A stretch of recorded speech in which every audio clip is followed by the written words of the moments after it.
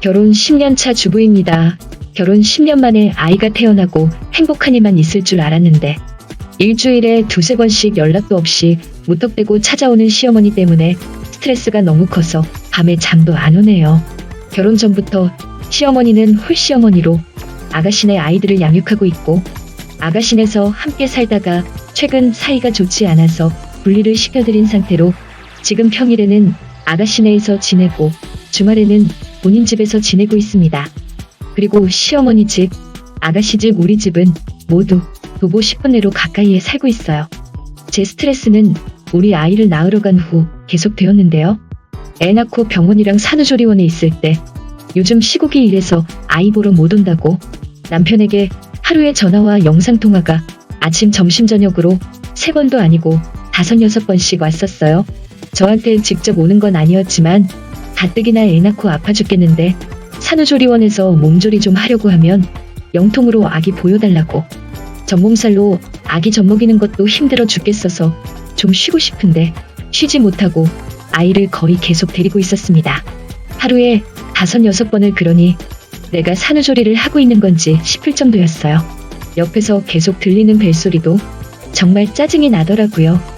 나중에는 노이로제 걸릴 지경이었지만 애를 너무 보고 싶어서 그러려니 참았었습니다.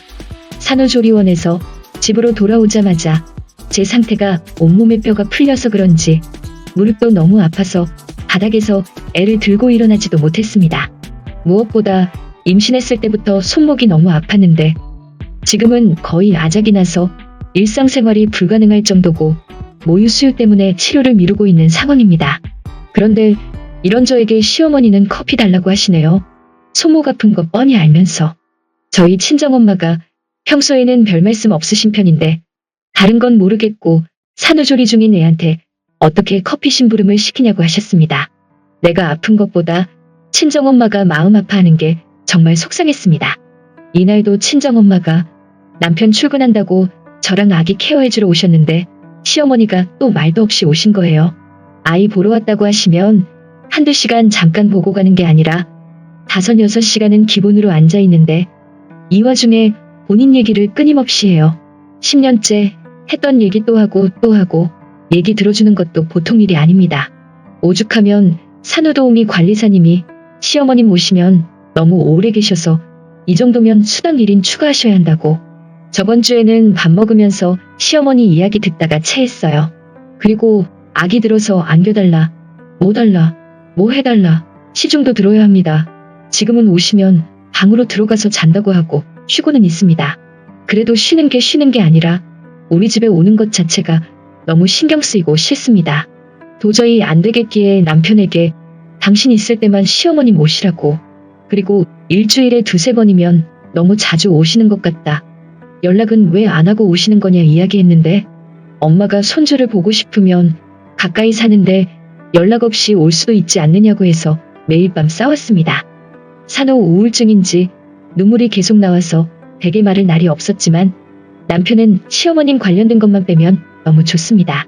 결혼생활 10년 동안 우리가 싸웠던 건 대부분 시어머님 관련된 것들이었고 평소에는 잘 싸우지도 않아요.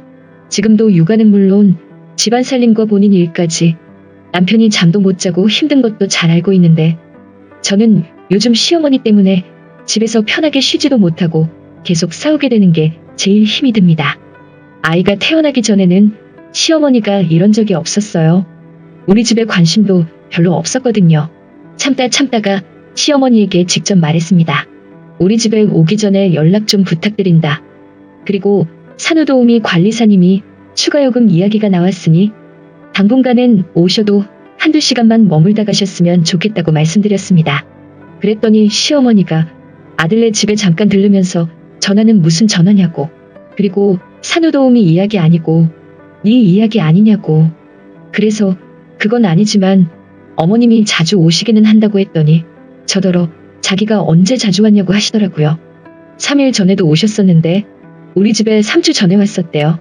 아이가 집에 온 지 이제 4주 차이고 일주일에 2, 3번씩 계속 오셨는데 그래서 사실을 이야기했더니 너는 날짜를 다 세고 있냐고 하시더라고요.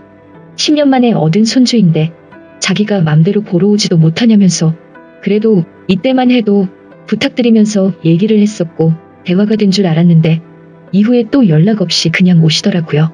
그리고 오늘도 또. 그래서 똑같은 얘기 또 했네요. 말을 해도 본인 말만 하고 안 들으세요.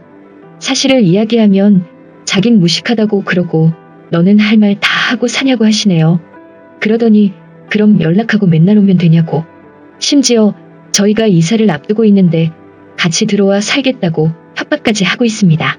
지금 따로 살아주는 걸 감사하게 생각하라면서 남편은 중간에서 자기도 너무 힘들다고 육아랑 살림이랑 일하는 건 하나도 안 힘든데 저랑 시어머니 때문에 힘들대요. 더 이상 어떻게 하냐고 하는데 시어머니가 말이 안 통해서 그 말도 이해는 갑니다. 저는 남편하고는 헤어질 생각이 없고 이제 막 태어난 우리 아이와 셋이 행복하게 살고 싶습니다. 아무리 생각해봐도 답이 나오지 않고 매일 똑같이 반복되고 있습니다. 해결 방법은 없을까요? 애를 낳고 아이와 남편과 행복하고 싶은데 시어머니가 모든 걸 망쳐버린 것 같습니다. 댓글 1. 합가하려고 시동 거는 거 맞는 것 같음. 나 같으면 문전박대하겠음. 내가 살고 봐야지. 이러다 산후우울증으로 사단 나겠음. 남편도 내심 엄마랑 같이 살고 싶은가 본데 지 엄마 안 말리는 거 봐선 이혼할 각오로 해결 못할 거면 님은 빼박. 합가해야 될 상황임. 댓글 2. 와 진짜 지옥이 따로 없겠네. 댓글 3. 남편을 보니 이혼과 이사 외에는 답이 없을 듯. 댓글 4. 쓰니가 틀렸어요. 왜 시어머니가 다 망쳤다고 생각을 하는지 이해를 못하겠어요.